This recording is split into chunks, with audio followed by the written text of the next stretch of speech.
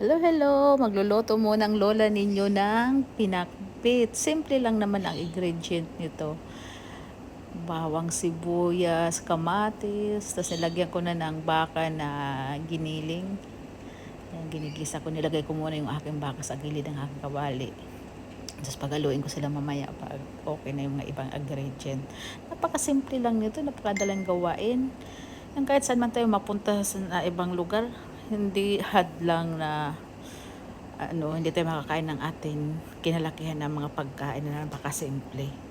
Gawa-gawa lang ng paraan para masaya ang buhay.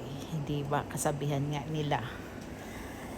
Ayan, nilagay ko muna yung pumpkin, inuna ko muna siya. Kasi yung ibang gulay, ay madali lang naman maluto. Yun, yung pumpkin muna. Tapos yung aking ampalaya, galing yan sa aking garden. Pati yung talong, galing din sa aking garden. Tapos yung okra, nabili ko yan sa Pilipina. Tapos yung pumpkin yan, nabili ko na rin yan sa grocery. Ganun lang. Napakasimple lang nito pero napaka-healthy. Ako, ilang araw ko na naman ito kakainin. Init-init lang pag gusto ko kumain. At meron ako nakalagay sa ref. Thank you for watching everyone.